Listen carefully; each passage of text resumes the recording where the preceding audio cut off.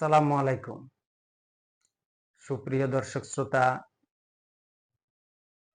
আমাদের বাংলাদেশ ভৌগোলিক কারণে, এথনিক কারণে, ধর্মীয় কারণে খুবই গুরুত্বপূর্ণ একটি অবস্থানে রয়েছে। বাংলাদেশের যে অবস্থান, সেই ক্ষেত্রে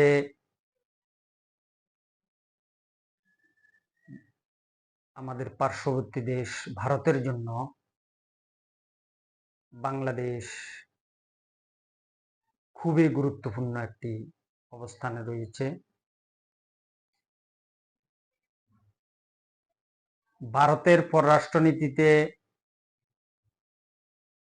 ভারতের প্রতিবেশী রাষ্ট্রের সাথে যে সম্পর্ক থাকার কথা, তার মধ্যে সবচেয়ে গুরুত্বপূর্ণ অবস্থানে রয়েছে বাংলাদেশ। কারণ বাংলাদেশের উপর অনেকাংশে নির্ভর করছে ভারতের সেভেন সিস্টার্সের স্থিতিশীলতার অবস্থা। তো সেদিক বিবেচনায় ভারত যদি নেপাল, ভুটান, শ্রীলঙ্কা, মালদ্বীপ এই সকল রাষ্ট্রের সাথে সম্পর্ক একেবারে ছিন্ন হয়ে গেলেও বাংলাদেশের সাথে ভারত কখনো সম্পর্ক ছিন্ন করতে চাইবে না এবং সম্পর্ক ছিন্ন করার সুযোগও ভারতের সামনে নেই। তাই বাংলাদেশ ভারতের পররাষ্ট্রনীতির একটি বিশাল অংশ জুড়ে রয়েছে। একটি গুরুত্বপূর্ণ বিষয়। ২ নম্বর গুরুত্বপূর্ণ বিষয় হচ্ছে ভারতের যে বিদেশ নীতি, ভারতের স্বার্থ, অতীত বর্তমান এই সকল বিষয় যদি আমরা বিবেচনা করি, তাহলে আমরা দেখতে পাই ভারত কখনো নিজের স্বার্থকে বিন্দু বিসর্গ জলাঞ্জলি দিয়েও ভারত কখনো কোনো সিদ্ধান্ত গ্রহণ করে না। ভারত সকল ক্ষেত্রে বরাবরই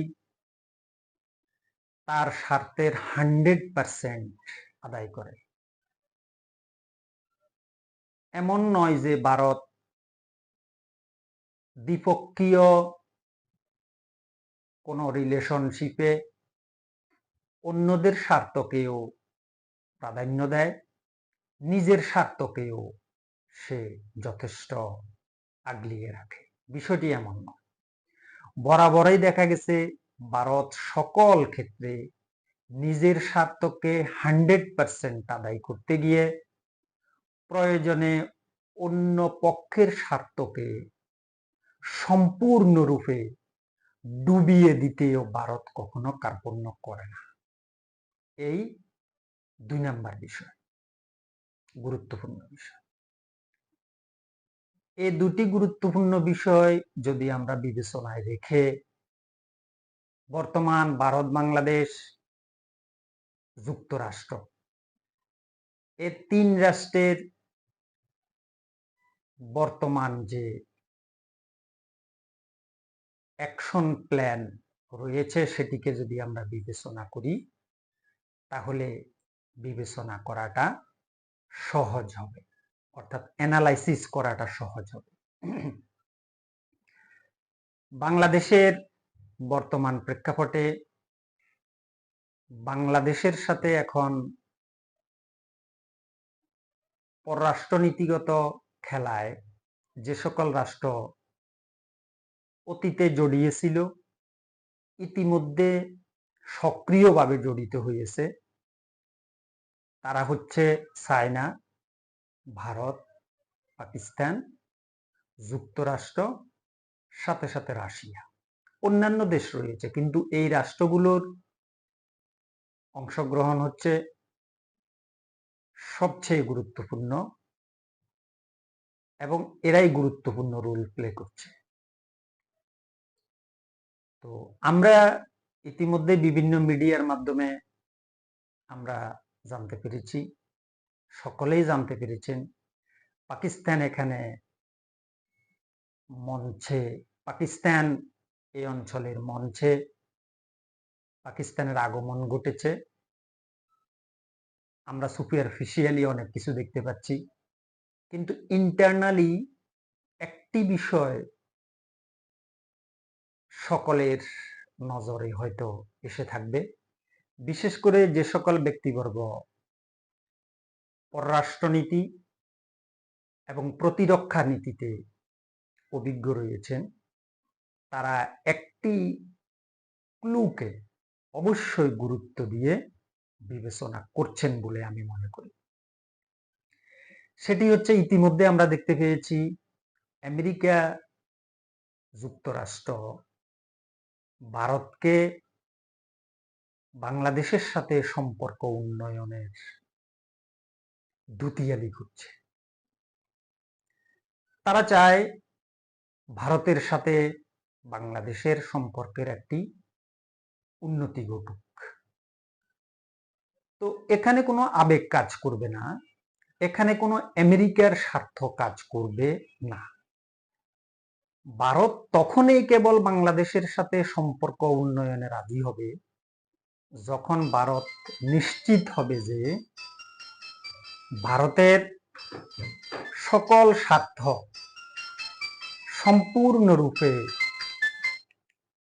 রক্ষিত হচ্ছে, তবেই কেবল ভারত যে কোনো বিষয়ে উদ্যোগী ভূমিকা পালন করবে।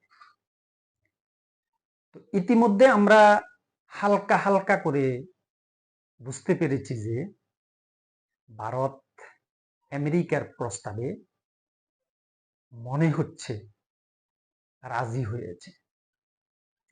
তো আমেরিকা ভারতকে কি বলে রাজি করাতে পারে? ভারত বা কেন রাজি হবে? ভারত রাজি হওয়ার জন্য একটি কারণ, ভারতের স্বার্থ নিশ্চয় এখানে রক্ষিত হচ্ছে। তো আমরা সকল ইকুয়েশন যদি সামনে নিয়ে আসি, আমরা যদি সকল বিষয়গুলোকে বিবেচনা করি, তাহলে গেমটি নিশ্চয় এমন এভাবে সাজানো হতে পারে যে এই অঞ্চলে ভারত যদি বাংলাদেশের সাথে সম্পর্ক ছিন্ন করে, তাহলে চায়না এখানে গুরুত্বপূর্ণ রোল প্লে করবে। আর চায়না গুরুত্বপূর্ণ রোল প্লে করলেই এটি ভারত এবং আমেরিকা যুক্তরাষ্ট্র উভয়ের জন্যই সমস্যা তৈরি করবে। এরকম একটি প্রেক্ষাপট, এরকম একটি থিওরি নিশ্চয় ভারতের সামনে আমেরিকা উপস্থাপন করেছে। আর ভারতের সামনে আমেরিকা এরকম থিওরি উপস্থাপন করেই ভারতকে নিশ্চয় আমেরিকা কনভিন্স করতে সক্ষম হয়েছে যে বাংলাদেশের সাথে তোমাকে সম্পর্ক তৈরি করতে হবে, বাংলাদেশের সাথে সম্পর্ক তোমাকে ছিন্ন করার সুযোগ নেই। ওকে, এই একটি বিষয় গুরুত্বপূর্ণ। 2 নম্বর গুরুত্বপূর্ণ বিষয় হচ্ছে ভারত বাংলাদেশের যে বর্তমান রিলেশনশিপ, সেখানে অনেকের মনে এরকম ধারণা পোষণ করবে যে বর্তমান সরকারে যারা রয়েছে, বিভিন্ন উপদেষ্টাবর্গ, প্রধান উপদেষ্টা সহ, ছাত্র প্রতিনিধি সহ সকলেই তো ভারত বিরোধী, তাই ভারতের সাথে সম্পর্ক হওয়া মনে হয় সম্ভব নয়। আরেকটি বিষয় হচ্ছে, ইতিমধ্যে মঞ্চে পাকিস্তানের আগমন ঘটেছে। এখানে অনেকে ইকুয়েশন মিলানোর চেষ্টা করবেন, না কোনো ক্রমেই ভারত বাংলাদেশের সম্পর্ক গভীর হচ্ছে না, এরকম অনেকে ব্যাখ্যা দেওয়ার চেষ্টা করবে। তো আমরা অতীতের অনির্বাচিত সরকারগুলোর সময় আমরা দেখেছি বরাবরই অনির্বাচিত সরকারগুলো কি করতে চায় ফিউচারে এটা প্রথম ক্লিয়ার করে না, ক্লিয়ার হয় না, জনগণকে অন্ধকারে রাখার জন্য। তো আমরা ইতিমধ্যে যে সকল ছোটখাটো কথা, ক্লু ইত্যাদি থেকে বুঝতে সক্ষম হয়েছি যে যদিও মঞ্চে বা সুপারফিশিয়ালি বা জনসম্মুখে বিষয়টি এমন আসছে যে পাকিস্তানের সাথে বরাবর সম্পর্ক তৈরি হচ্ছে, ভারত এই খেলা থেকে আউট হয়ে গিয়েছে। কিন্তু যেহেতু যুক্তরাষ্ট্রের কথায় ভারত কিছুটা নমনীয় হয়েছে, সেহেতু এই বিষয়টি নিশ্চিত করে বলা যায় যে পাকিস্তানের সাথে বাংলাদেশের যে সম্পর্কের উন্নতি ঘটেছে এটা হলো লোক দেখানো। মূলত আমেরিকা যুক্তরাষ্ট্রের দুতিয়ালিতে বাংলাদেশ আবারও ভারতের বলয়ে ঢুকে যাচ্ছে অথবা গিয়েছে। যেমন আমরা মঈনুদ্দিন ফখরুদ্দিন সরকারের সময়ও প্রাথমিকভাবে বোঝা যায়নি, প্রাথমিকভাবে মনে হচ্ছিল যেন ব্যালেন্স হচ্ছে।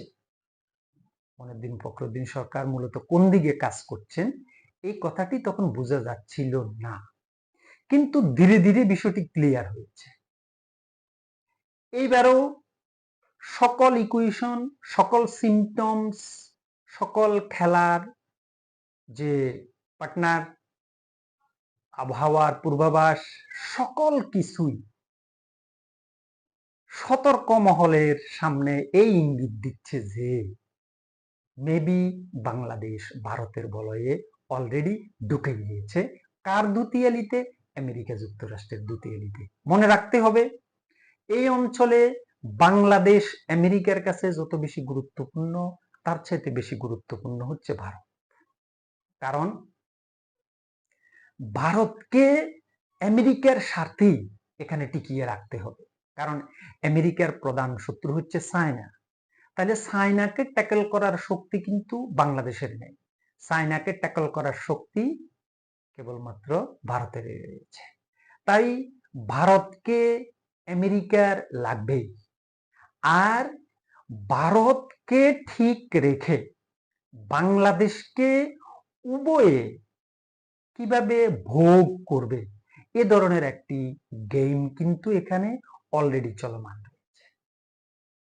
তো আমি যে গুরুত্বপূর্ণ বিষয়গুলো আলোচনা করেছি তার এই প্রেক্ষিতে এই কথাটি নিশ্চিত করে বলা যায় যে ইতিমধ্যে যে বিষয়গুলো আমাদের সামনে পরিলক্ষিত হচ্ছে সেখানে আমরা দেখতে পাচ্ছি বাংলাদেশ ভারতের বলয়ে অলরেডি ঢুকে গিয়েছে আমেরিকার দুতিয়ালিতে। এইবার এখানে একটি গুরুত্বপূর্ণ বিষয় যে ছাত্র জনতার যে রক্তের উপরে এই সরকার প্রতিষ্ঠিত হয়েছে, সেখানে যে সকল চেতনাগুলো কাজ করেছিল তার মধ্যে একটি গুরুত্বপূর্ণ চেতনা ছিল ভারতের প্রভাব বলয় থেকে আমাদেরকে বের হইতে হবে, ভারত বিরোধিতা। তাহলে এই ক্ষেত্রে ছাত্র জনতার রক্তের সাথে যদি বেইমানি না করে এই সরকার যদি ভারতের বলয়ে না ঢুকার সিদ্ধান্ত গ্রহণ করে থাকে তাহলে শুধু মুখে বললেই হবে না, চলবে না। তাহলে কি করতে হবে? এই সরকারের বুদ্ধিমত্তা, এই সরকারের প্রজ্ঞা, এই সরকারের সাহসিকতা, এই সকল কিছুর উপরে দেশপ্রেম, এই সকল কিছুর উপরে নির্ভর করবে আমরা কি ভারতের বলয়ে আবার ঢুকে যাব নাকি ভারতকে মোটামুটি পক্ষে রেখে আমরা বন্ধুত্বের একটা সম্পর্ক রাখবো কিন্তু তাদের বলয়ে ঢুকবো না। তাহলে এখানে গুরুত্বপূর্ণ রোল প্লে করতে হবে কিরকম, যে China, America, Bharat, Pakistan, Russia প্রত্যেকটি দেশকেই, শক্তিকেই আমাকে সন্তুষ্ট রেখে যতটুকু সম্ভব আমাকে আমার স্বার্থে কাজ করতে হবে। যদি আমরা আবারও ভারতের বলয়ে ঢুকে যাই তাহলে বাংলাদেশের যে রক্তদান, যে ত্যাগ তিতিক্ষা ইত্যাদি হয়েছে, এই সকল কিছু বৃথা চলে যাবে। আমরা আবার পরাধীনতার শৃঙ্খলে আবদ্ধ হয়ে যাব। আমাদের সকলের সুমতি হোক। সকলে ভালো থাকবেন, সুস্থ থাকবেন। আসসালামু আলাইকুম।